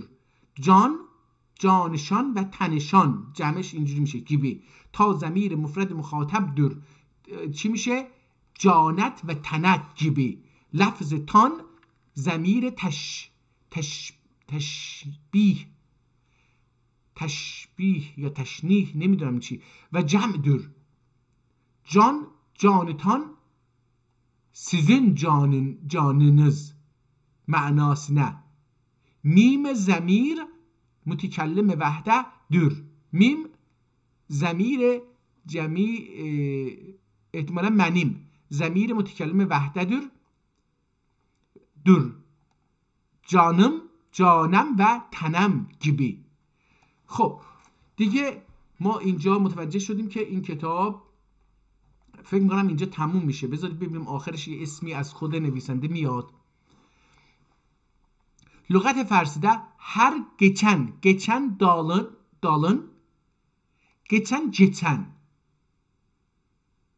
geçen dalın maqabli harf sahih ve sakin öle dal mühmele olur. اگر هر حرف دال ما قبلش حرف صحیح باشه و ساکن باشه، دال محمل میشه، خونده نمیشه. کرده برد kimi، کرد برد kimi. و bunun maidası دال معجمه اولور، ما عداسی، غیر این مال دال معجمه میشه اولور بودن و شدن gibi. اما افسح budur ki zal معجمه موضعinde dal mühmele istimal ölüne. Ama بهترش اینه که به جای زال معجمه دال محمله استعمال olsun ölüne. نتکم همانطور که افسح الشعرا و امله البلغا زهیر فاریابی رحمت الله علیه bu hususda buyurmuşlar. نه buyurmuş زهیر فاریابی در شعر خودش چی گفته؟ در زبان فارسی فرقی میان دال و زال یا یادگیر از من که این نزد افاضل مهمل است، مبهم است، ببخشید مهمل نه. در زبان فارسی فرقی میان دال و زال یادگیر از من که این نزد افاضل مبهم است. پیش از او در لفظ مفرد گر صحیح ساکن است دال خون آن را و باقی جمله زال معجم است. حالا اینجا هم از یه اشاره آورده که آقا اینجا حالا دیگه ما اینا رو ادبیات فارسی نمیدونه، اینو نمیدونم، اونایی که ادبیات فارسی رو خیلی چیز خوندن باید بفهمن که ببینید. حالا من چی میخوام بگم، با همین چند صفحه‌ای که ما خوندیم به نظرم میاد که ما الان اگه بیایم زبان فارسیه، حالا ببینیم این کتاب چه سالی نوشته شده، اونو با این امروز مقایسه بکنیم، میبینیم که این اساتید زبان فارسی در مورد زبان فارسی چی میدونن. این خیلی جالب خواهد بود. خب اجازه بدید این کتاب رو یه ذره کوچیک بکنیم. به نظرم تموم شد دیگه. بله تموم شد. آقا این کتاب در 1054 نوشته شده. خب یعنی 400 سال پیش، یا بگیم 390 سال پیش این کتاب نوشته شده. البته اینجا یه تاریخ دیگه هستش 52 نوشته شده. بذارید ببینیم اینجا چیه. این صفحات اینجا رو خوندیم دیگه؟ نه خوندیم، بله خوندیم. حالا که کتاب رو کوچیک کردم به نظرم یه جوری اومد. البته خطش عوض شده دیگه. این خط ها اوایلش مثلا ببینید این خط دیگه این خط آخری نیست، این خط آخری نیست. حالا ببینیم این چی گفته. بنی ذکر اتمز ایل افسانه مجنونه قابلدر. بنی ذکر اتمز ایل افسانه مجنونه قابلدر نبرکز اول بکادر وی آنندر ماء قابلدر درمانه قابلدر. من باید اینجوری کج بشم، کتاب کجه، نمیتونم اینو بذار ببینم میتونم اینو کجش بکنم بخونم. متأسفانه به اینور کج نمیکنه. میتونم کجش بکنم اما به اینور کج نمیکنه. بذارید ببینم. حالا اینم از اینجاشو میدونم الان بخونم. این خوبه. این بغل فقیه مدرسه معذور دور آن انکار عشق ایلمه. فکر میکنم اینجوریه. yok üzki ilmine inkar her bu ilme cahildir. مربو علم جاهل در حرب و علم جاهل. فضولی ابل سنی مجنوندن. نمیتونم، خیلی کجه. امیدوارم اینجا شد دیگه میتونم بخونم. خب بنی ذکر اتمز اهل افسانه مجنونه قابلدر.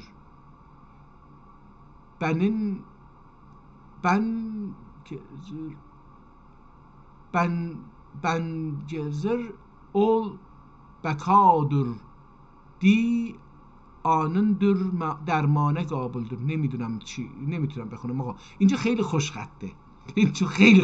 نمیتونم بخونم. بیابانلرده مجنونندن غم دردم سؤال اتمز. etmek ne bilsin behri halun ülke hüner کانون ساحلده. نه نمیتونم بخونم، شعر حیفه، خرابش نکنم. خیلی خط خوشی نوشته اینجا، این صفحه خیلی خط خوشیه. ارزش اینجاش هم بذار ببینم.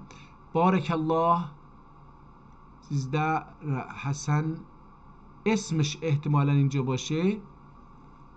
بارک الله سیزن زار حسن و آن جاننی روز و شب oldu beraber eğirdi güya nobahar siper eden bu gülistanın şoğle tarihi dedi oldu berge gülde sünbül no نمنه این کار اینه در این سال گفته بارک الله قصر زیبا دلون، بارک الله قصر زیبا دلون، مرحبا ای جای خرم جاننی، نقش سقفی مانی بی مفتون در، جامی هم آینه عالم نما، روز فیض نمیتونم بخونم، دارم تراش میکنم متاسفانه نمیتونم. حالا این شعر رو، این کتاب رو این شعر رو همین نویسنده است نوشته. ظاهرا این شعر رو در 1052 گفته، اینجا رو هم در 1054 اضافه کرده.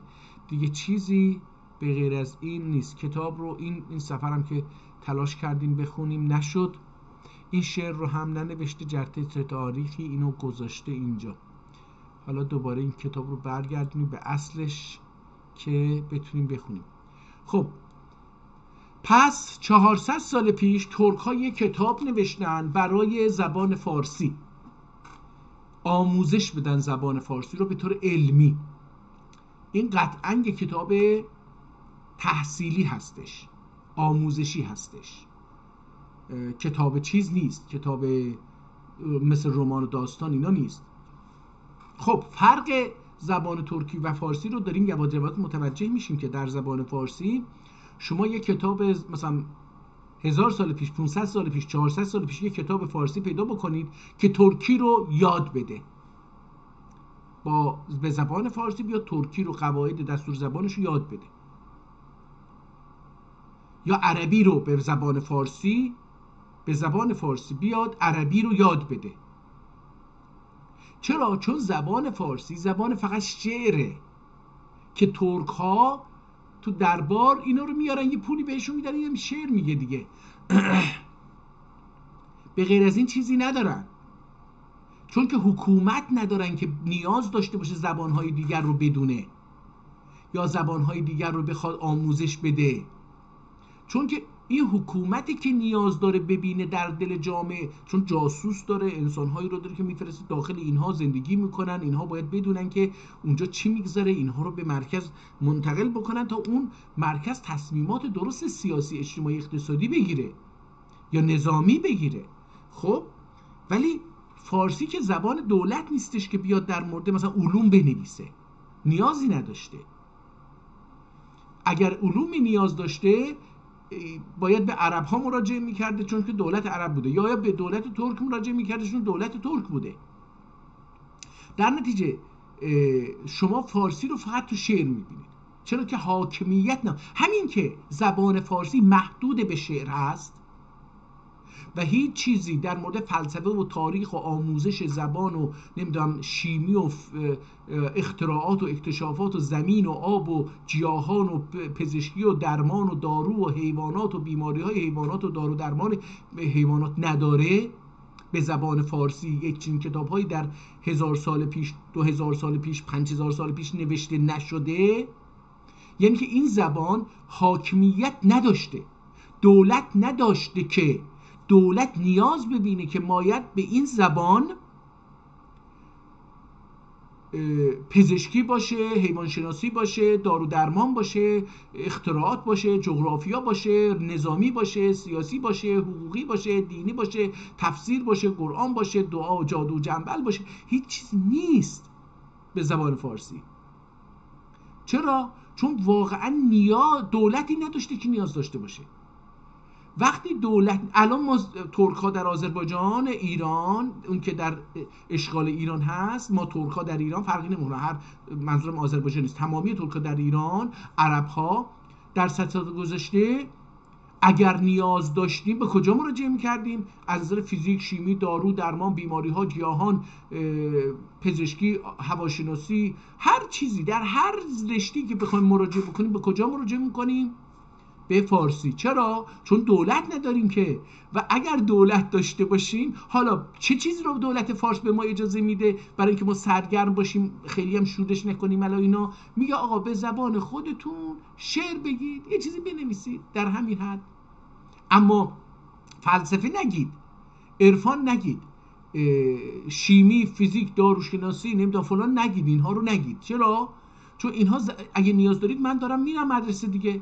یارو میگه آقا شما بخواید زبان مادری درس بخونید بودجه اله میشه. آقا قبلا هم همین کار انجام میگرفت، هر کسی بودجه خودشو. من تو مملکت خودم هر جایی که ترک‌ها هستن مالیات خودش صرف آموزش خودش، بهداشت خودش، خیابون سازی، شهرسازی خودش بشه، تموم شده. ما اصلا نیازی به این نداریم که فارسا بودجه بذارن، که ما اصلا نیاز نداریم مدرسه بذارن برای ما، برای اینکه ما همین مدرسه ها رو تبدیل می‌کنیم به مدرسه زبان ترکی، اونم تبدیل می‌کنیم به زبان کردی، اونم تبدیل می‌کنیم به زبان بلوچی و عربی و ترکمنی و قشقایی و هر چیزی که هست به زبان ترکی. حالا خاص محلیش اصلا بکنه ولی خود زبان خودش رو داره اونجا بخونه دیگه. اگرم کسی از میان مثلا قشقایی‌ها 5 میلیون، 6 میلیون، 10 میلیون قشقایی، هر چقدر، از میان 4 میلیون، 10 میلیون ترکمن، از میان 40 میلیون ترکی که در ایران زندگی میکنن، یه جایی گفت آقا یه 20 نفر 50 نفرم گفتن آقا میخوایم زبان فارسی رو بگیریم، مترجم بشیم، بریم اونجا درس بخونیم، بریم اونجا کار بکنیم، بریم اونجا ازدواج بکنیم، خب بریم اونجا توریست بشیم. خب اوکی، اینا میرن با هزینه خودشون درس میخونن، تموم شد رفت. یا دولت ممکنه که بیاد مثلا یکی دو تا مدرسه باز بکنه، زبان ارمنی، زبان کردی، زبان بلوچی، زبان عربی، زبان فارسی رو هم یاد بده برای اونهایی که علاقه دارن، نه اینکه به خاطر اینکه اون 50 نفر میخوان برن بلوچستان احتمالاً یا عربستان یا فارسستان یا گیلان و مازندران ما بیان بگیم آقا همه باید بیان فارسی یاد بگیرن اینجا. چرا بودجه رو هدر میدیم؟ چرا امکانات رو هدر میدیم؟ برای اینکه یک فکر استعماری اشغالگرانه است دیگه. خب همین که بالاخره میخوام اینو بگم، همین که زبان فارسی فقط زبان شعر، محدود به شعر شده و این شعر رو همینجا که اینجا دیدیم نگاه کنید، اینجا هم داره از افراد ترکی صحبت میکنه که در امپراتوری ترک عثمانی 400 و 500 سال پیش عثمانی ها حاکم بودن، در اونجا دارن فارسی رو میخوان یاد بگیرن. حالا این شعر فارسی هم میگه، خب شعر فارسی هم میگه، حالا بگیم زبان رسمی اونجا فارسی بوده. اینقدر حماقت؟ زبان رسمی اینه که شما برای آموزش یک زبانی از چه زبانی استفاده میکنید؟ شما برای آموزش ریاضی از چه زبان استفاده میکنید؟ شما برای آموزش فیزیک، شیمی، داروسازی، پزشکی، جراحی، پزشکی خودش 100 شاخه داره، جراحی خودش هزاران شاخه داره، نمیدونم که، نجوم، سیارات، سیالات، مکانیک، همه اینها به زبان خود به یک زبان استفاده بکنید.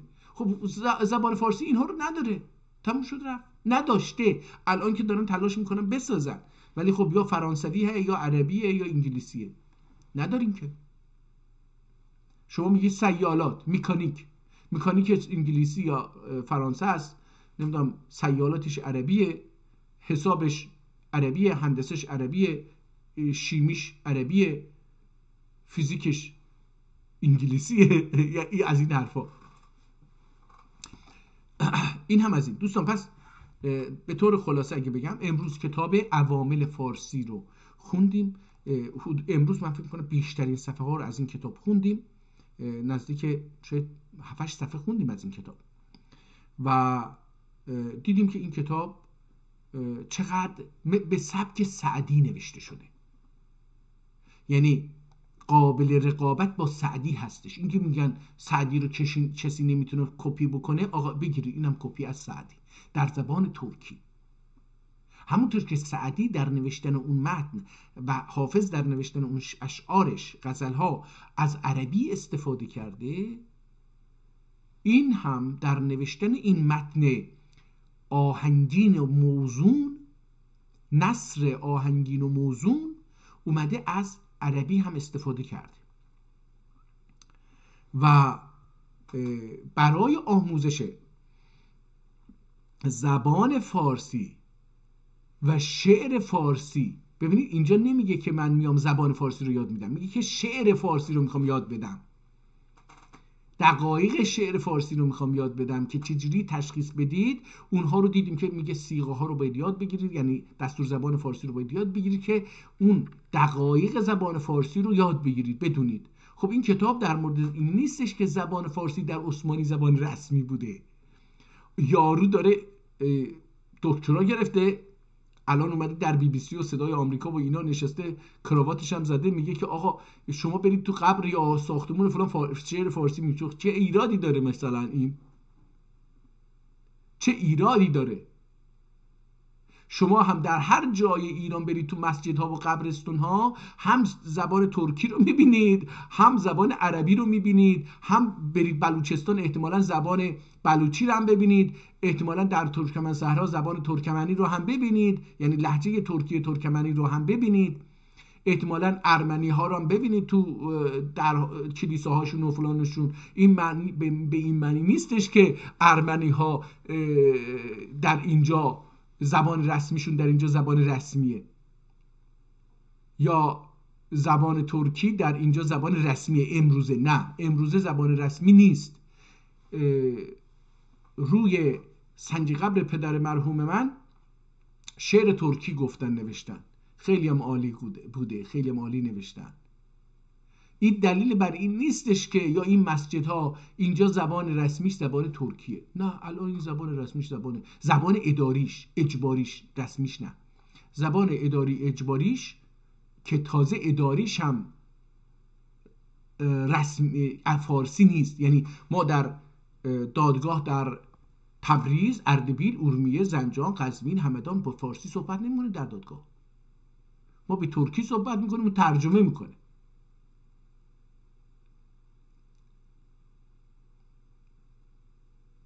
این کتاب در مورد 500 سال پیش به قلم یک فردی که متاسفانه نتونستیم اسمشو در بیاریم، که فارسی رو میدونسته و فارسی 500 سال پیش رو میدونسته، نه فارسی امروز رو. جالبه، من بارها گفتم اگر این اشعار فردوسی درست باشه، چرا به لهجه امروز چیز هست؟ باید به حداقل 500 سال پیش اینجا فارسی رو یاد میده. ما باید بدونیم که 500 سال پیش اینجوری بوده زبان فارسی، احتمالا اگه 1000 سال پیش خیلی متفاوت بوده. چرا فردوسی امروزه به این زبان نیست، به زبان تهرانی امروزه، یا حافظ به این زبان امروزی تهرانیه؟ حالا به هر حال این کتاب جالبی بود، تلاش میکنه فارسی رو یاد بده، اشعار فارسی رو میخواد انسان‌ها اون دقایق اشعار فارسی رو یاد بگیرن، برای همین اونها رو داره یاد میده و دستور زبان فارسی رو به ترک‌ها به زبان ترکی یاد میده. متن اصلی کتاب در اصل ترکی هستش. این نشون میده که زبان ترکی در دوره عثمانی زبان رسمی اداری بوده، آموزشی بوده و برای آموزش زبانهای مختلفی در این امپراتوری وجود داشتن، حتی زبانهایی که خارج از این امپراتوری داشتن و این امپراتوری باید اونها رو میدونست، مثلا فرانسوی، آلمانی، روسی، نمیدونم هر زبان دیگری رو، انگلیسی و اینا، هلندی، اینها رو باید میدونست. در نتیجه افراد دارای ذوق و علاقه و تحصیل کرده رو میفرستاده اونجاها، اونجا اون زبان رو یاد میگرفتن، میومدن اینجا برای اون زبان به زبان ترکی کتاب مینوشتن، برای جامعه شناسی اونجا، برای نظامیگری اونجا، برای هنر اونجا کتاب مینوشتن. خب بسیار متشکرم، امیدوارم که روز خوبی داشته باشید و بتونیم یه روز دیگر یک کتاب دیگر رو براتون بخونیم و با مهندسی جهل در ایران آشنا بشیم که چه چیزهایی رو از ما پنهان کردن. روزتون بخیر.